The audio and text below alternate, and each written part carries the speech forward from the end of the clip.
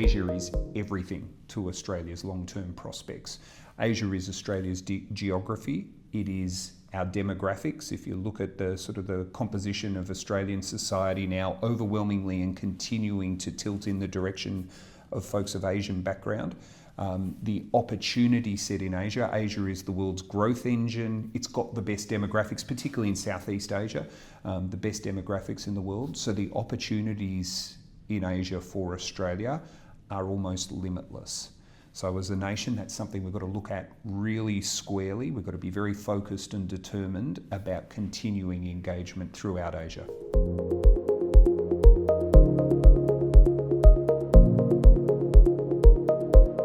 So it has been a time of increased uncertainty, and we've seen that now really for the last 10 years globally.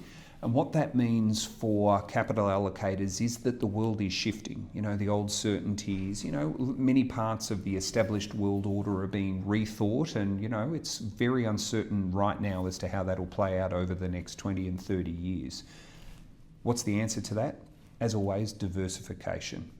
Any sensible capital allocator will be looking to diversify their investments across Asia and globally, and do that certainly by geography, but also by sector.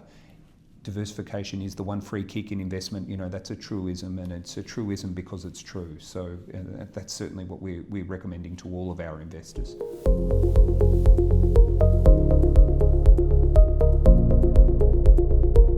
Biggest opportunity, there are so many opportunities. So if you think of energy, Australia could be a reliable energy partner, not just for North Asia, where we're pretty strong, but also in Southeast Asia. And if you look at the uncertainty that the world energy market is facing right now, Australia has such a wonderful opportunity to plug in and be part of the solution there. Professional services, legal services. There are so many parts of the Australian economy that have real demand through Asia. So the opportunities for us are almost endless. The threat, the risk, the challenge there is, do we have the appetite to do it? Because it won't just happen. It's a competitive world, and wherever you look through Asia, there are hungry, hardworking, talented individuals really putting their hearts and minds into their jobs, really looking to push the boundary of better service, better quality products.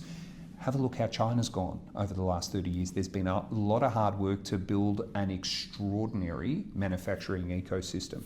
That's what we're competing with in Australia, and we've got to have the appetite, the hunger, the energy to get into it. But I will say, if we do have that, it'll be extraordinarily rewarding, because what you see in Asia is a wonderful group of people, an extraordinarily diverse group of societies, and apart from anything else, engaging with them is always fun.